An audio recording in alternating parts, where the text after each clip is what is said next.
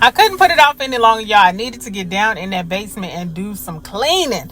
But first, I had to have my coffee, okay? So, of course, I had to make me some coffee. I didn't get up till 12 o'clock again today, and I'm not ashamed about it. Like, I'm off this week, but this coffee definitely helped bring me back to life. So, I went ahead, headed down to the basement, and y'all, this is just what I'm working with today. It really wasn't that bad. I mean, things just needed to be put back in their place. But listen, let me tell you, we had a time last night, okay?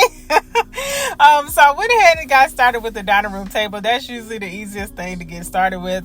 And again, things weren't that bad. Trashes needed to be taken up and just things needed to be put back where they belong.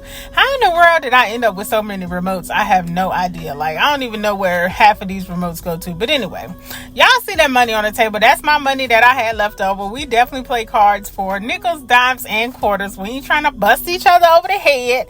At the end of the day, it's just a friendly family card game, okay? But y'all can't see me on the card table. But anyway, I digress.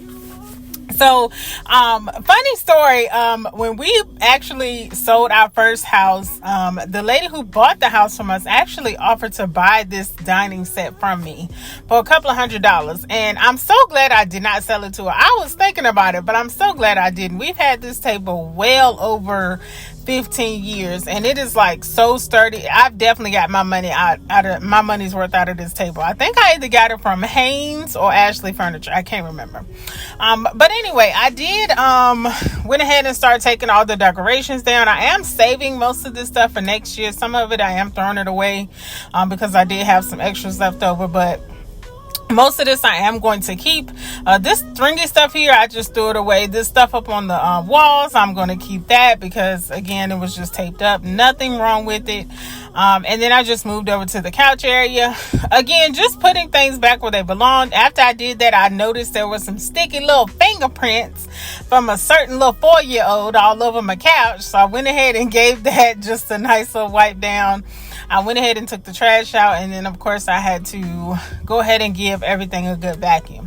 Now about this basement, y'all, I remember, like, and it's crazy how you just remember stuff when you start talking and thinking about it.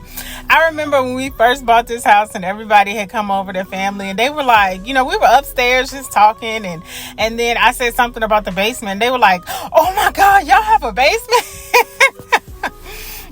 So it is definitely one of the rooms that gets the most love outside of the kitchen when my family comes. Like, they just somehow gravitate towards the basement, and as you can see, we usually end up playing cards and just drinking and just, again, having just some good family time, you know.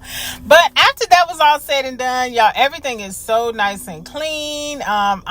Everything smelled really good, so it was time for me to move on. So when I was heading upstairs, I did notice there were sticky little fingerprints on my hand railings and some of my surfaces, so I went ahead and gave everything a good wipe down. And then I noticed that the steps needed some love too. I don't vacuum the steps every time I clean, because it's most of the time they don't need it.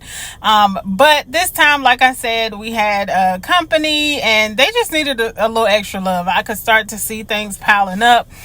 So I just went ahead and got my little vacuum cleaner out, and I just started giving everything a good little vacuum. And this is so satisfying. Like, I love, y'all know I love me some vacuum lines.